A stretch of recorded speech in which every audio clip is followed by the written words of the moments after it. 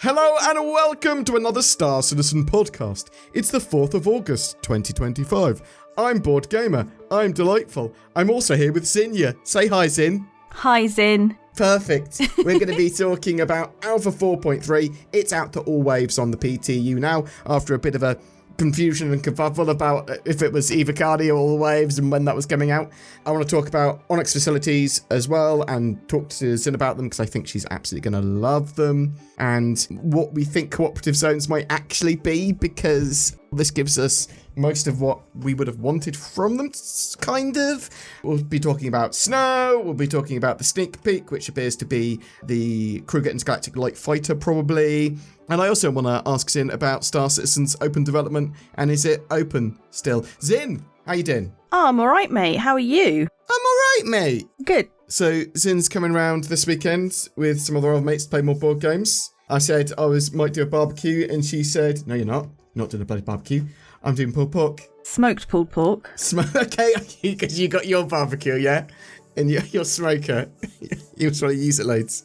Uh-huh. That is fair. I did buy... Kit wants, so Kit gets. Kit wants, so Kit gets. One of our mates. It's very proximately to me in Leeds. Proximately. I can't words. She lives around the corner. She lives literally around the corner from me. It was one of the pulls up to Leeds is to play board games with mates. Right, let's talk about Star Citizen. Alpha 4.3 is now out to all waves on the PTU. That was surprising for me anyway. Well, I mean, yeah, you haven't had a chance to play it yet because you don't work on the weekends for the most part. Mm-hmm. Basically, CIG went, I'm going to release the Evocati by the end of the week last week, sort of thing. Could have turned up any time during the week, but yeah, eventually they released it on the Friday evening, I believe, or Thursday evening, Friday evening. And then they went, it's going to go to all waves PTU pretty quickly. And they went, it's going to be Saturday. Then they went, no, actually, it's going to be Monday. And then it turned up Sunday afternoon to all waves PTU. Very, very short Evocati step. And I was saying to Zin, it's because I think most of the content, if not all the content, was kind of ready last month. And they just had to tweak it. It's no like massive new features. It's just locations for the most part and some tweaks and stuff. So Zin. Yeah. You're going to be playing this a reasonable amount this week, Alpha 4.3, but I want to talk to you about the Onyx facilities, previously known as the Underground Abandoned facilities. These are really cool. These are as close to PvE content you can get in Star Citizen's Persistent Universe as possible. At the moment, they sort of have regen crisis missions tied to them and partial event sort of missions tied to them, but it will be a repeatable sandbox sort of set of activities. There are 120 of these giant sites around the Stanton system. Okay. Because when I saw in the patch notes, 100 sites? It's like, nah, that's a typo. It was a typo, it's 120.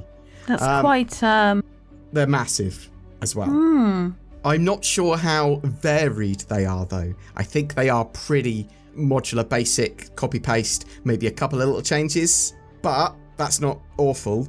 It's not fully enforced PvE at these locations, but it is close. Let me sort of explain some of this stuff. There are missions to visit them, and you won't have a quantum travel marker to get to one of these without a mission. You can find them, but again, you won't have a quantum travel marker, right? Okay. With the new mission distribution system stuff, as part of 4.3, but just generally CIG making their game a bit better, they try to distribute players to empty ones, which is very easy when you have 120 of the sites. They have hangars, which will protect your ships, so you don't have to worry about someone blowing up your ship from orbit or whatever. So you can land there and essentially store your ship? Yeah, they've got ASOP terminals there, they've got freight elevators there, you can spawn your ships there. I didn't actually try and spawn a ship, I just landed, admittedly, but I believe you can spawn your ships there.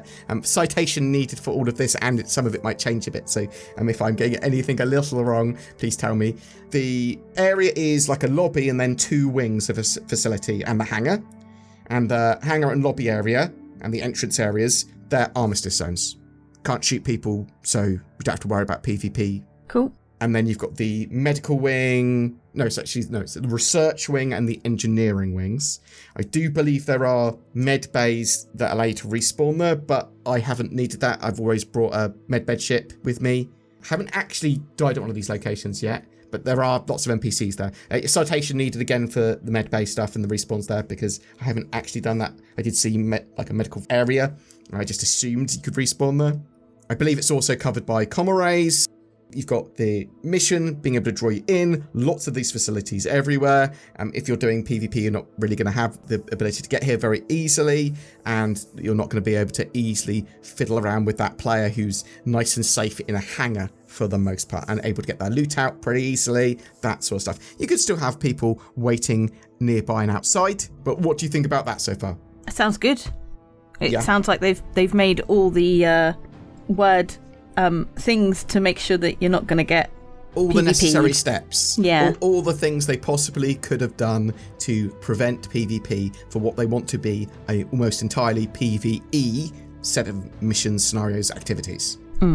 Now, before we move on to exactly what's in those 2 wings that we can get into at the moment in these facilities, what do we actually think cooperative zones are going to do or be? Because they pushed cooperative zone tech or whatever it is out of this patch, and they said, we're still having the Onyx facilities, and they're still going to have a lot of what that cooperative zone stuff was going to be. But what do we actually think cooperative zones are going to be? Is that going to be showing player markers everywhere? Is that going to be some sort of entirely enforceable PvE, preventable PvP? What do you think? I don't know. That's where I am as well. Absolutely I literally don't know. Yeah, I have no idea. The opposite of competitive zones. Yeah. Does it somehow incentivize you to work with random people? Does it automatically put random people that are in the area in your group? Like there's one mega party that you're forced into if you're in those areas, and maybe you can't hurt each other. It's weird. It seems like, to me anyway, because of the amount of these areas that they are, they don't want too many people playing at once. In each area? Yeah, 20, 30, 50 people coming into a single one actual location. Yeah. I haven't actually thought about orgs descending upon these. I mean, you could certainly do multiple facilities simultaneously and be on comms altogether. There's a load of stuff to do at each of those wings, which keep on bouncing you between the research wing and the engineering wing. Lots of little missions, lots of little puzzles, lots of things that allow you to progress in each of the areas more. And there are a load of NPCs there. You can work your way down into these areas and then you get back up by an elevator. So you can do them solo. I would recommend going with other people though. They are moderately dangerous. And I haven't seen any working AI FPS turrets, which I was looking out for. The engineering section has NPCs in as well, but it's more radiation and hazardy. So you might want to bring a rad suit. I think you are going to really like these in because they are. Go here, you do PvE gameplay, kind of at your own pace, and there's lots of loot. Yeah, sounds good. Yeah, I think you'll like it. I think you'll enjoy it. It's entirely FPS stuff. I think this is all part of CIG's focus on general content, but also building interiors done, having loads more points of interest, because they can pump out a lot of points of interest. These 120 sites, do you think it's a problem if they're all pretty much the same? Or do you go, that just allows lots of sites to do this? Or do you want to see variance in some of these so that you have reasons to go to different sites? So having them all more or less cookie cutter is, although boring, or could be boring, it's not terrible for lore-wise, essentially, because if they're all from the same company, it makes sense for them to have paid a developer to develop all these locations, and they're all the same. Yeah. It makes it easier. This is stupid ideas, but yeah, it makes it easier for, say, if they have employees moving from one site to another, they're not going to have to learn the whole site again. They're going to know where everything is. In lore and, for construction, both game design-wise and architecturally, makes sense. Yeah. Yeah. But it would be nice to have a bit of variety for us. Well, but there's more things to do, right? We don't have to go to these facilities. Like, I like the idea of these because they are massive, and they're going to be opening up more and more and more wings of them as well. And this might be one of the only ways they can do proper PvE content, by going, there's loads of areas to do it, or instance it, or a mixture of the two. But yeah, we've got the research and engineering wing at the moment. They're going to be opening up more wings in 4.3.1, so the next major patch next month. And I believe that's going to be the end of the regen crisis arc of story, or at least the main arc of it. I'm really excited to delve deeper into them, and it is about delving. That it's PvE dungeons. If you want that kind of gameplay, you're going to be very excited. If you're grumpy because CIG are not putting enough PvP in for you, it's not going to excite you at all. It probably will annoy you somehow, but there's other stuff to do that is PvP or industrial orientated. I think a lot of people are going to really enjoy this. Tell me of your experiences of it. It is all waves PTU at the moment, so it's not on the live build. We don't know when it's going to go to live. It could be any time in August. Do you have a gut feeling on when it will be live? Because you are the time oracle's in. I'd give it like 3 months. Wait, no. 3 months, yeah. I'd give it like 3 weeks. Give it 3 months. I don't know where I got months from. 3 weeks, yeah. I think that's fair. But It might come before, but like 2 to 3 weeks. Mid to late August Yep. seems sensible to me as well. Zin. Yes. Snow. Oh, I love snow. Snow is cool. I do have to go see the snow because I love snow. It doesn't snow enough in the UK anymore. No, well, snow's in. The problem with snow is that it's just a hazard. I mean, it's a logistical nightmare. It means I can't get my Amazon parcels as fast sometimes. Oh, I'm scared to leave the house for slipping over. I could shatter into glass. You might break a hip. I might break a hip. But Snow and Star Citizen, very cool. It's basically been given the dynamic weather, dynamic rain treatment. In fact, it's very similar to that. Snow looks pretty cool. Like, there's lots of... it looks like static when you're recording. I think I might need to actually up the radiation or the frame rate for it. Otherwise, it looks a bit weird. It doesn't lay from what I can see, at least at the moment. It is just around microtech, but it's basically got all of the same cloud tech from dynamic rain. So you can see the laden storm clouds, which are going to be the ones that snow on you. It snows in areas and they move. It's kind of dynamic rain, but with snow. But it is cool. I think you'll like it. And I think they'll be tweaking that. They'll probably change the crunch of the snow underfoot when you're in areas that it's snowing in and stuff like that. That's the sort of thing they'll do. Is there anything you're hoping to see with snow? Do you want it to lay? Do you want it to start to build up on your ships, consoles, and that sort of stuff at least? I mean, that would be cool, but I don't think it's necessary. I would like to see snow build up on ships and vehicles while you leave them. And that's probably all I require for immersion. At the moment, it sort of melts almost immediately on impact. What, you mean like in the UK? Like in the UK? Why do you hate our snow so much? Oh, I miss bad snow. I miss the snow of when I was younger, and you'd like go to the local park and take a toboggan down a hill. I miss the spine of when I was younger. I used to have my back used to not hurt. The good old days. Right, let's move on. Loads of fixes in 4.3. I'm hoping that when it goes live, it's going to be in a great state. Obviously, 4.2.1, lots of problems, especially with the event and freight elevators. Lots of fixes for freight elevators in 4.2.1. CIG are continuing to hotfix that. And the overloaded freight elevators in 4.2.1 are the main issue in the live build. If they solve that in the coming few days, great. Actually, 4.2.1 will be in a really good state. But I also think 4.2.1 might be in a better state because a reasonable amount of people are going to be paying 4.3 because it's all waves PTU.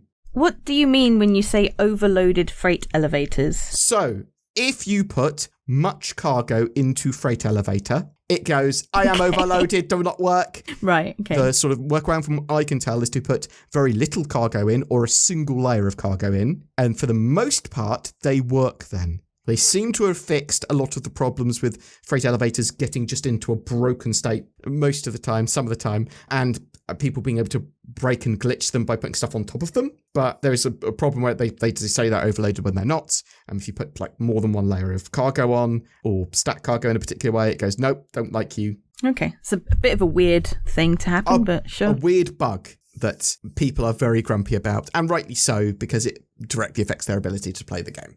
Takes more time to do something that should be quick. Yeah, but it can also mean that you lose your cargo and stuff glitches out and your cargo disappears and you can't get your cargo in and people steal your cargo when you're at outposts, and there's lots of annoying things that just double or triple the amount of time, and you can have genuine losses from your sort of the game while playing it. It is pretty stressful. It is pretty annoying. I do also want to talk about the sneak peek in the newsletter. Talked a bit about there probably being a Kruger intergalactic light fighter that CIG are working on for 4.3. This appears to be the sort of dashboard or part of a Kruger intergalactic, probably light fighter. It is a watch though, It is a clock. A clock. It's not a watch. Watch goes on your wrist. This is on a dashboard. It's a clock. Why is a watch called a watch then? Because it's on your wrist and you watch it. No, you look at it. It should be called a look. This should be called a watch. It's a much... I assume it's in quite a big location. Yeah, tell me if you think we should rename watches to looks. Or wristy boys or something. So because it's a clock, a watch, whatever, a stopwatch or a clock. Yeah? To me, that's definitely a clock. Yeah, you're right. I think it is a clock. Because it has an hour hand, a minute hand, and a second hand. So is this going to be for your desktop time? Is this in-game time? Is this... Because I was going to say, well, if it's for racing, then it's a stopwatch. Yeah. Is it a Kruger Intergalactic light fighter focused, or is there a variant that's going to be focused at racing? Is it going to be a ground vehicle? What if it's a luxury one? Not luxury, but like a... Because you... Oh, the P72 compared to the P52. I don't know the difference between those two. The Merlin compared to the Lynx. I still don't know the difference between those two. No, what's the P72's designation? What's it called? But to me, you don't need a clock. Archimedes. Sorry, you carry on. It's superfluous, yeah? So surely only the type of ship that would have a clock in it is a ship that is designed for luxury, for You're right. taking your time. One that you pay more money for to get less out of. You're right. Yeah.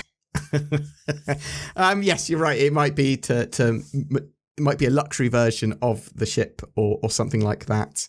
Or it might be a luxury ship / vehicle anyway. Or they're deciding to start putting time in Star Citizen.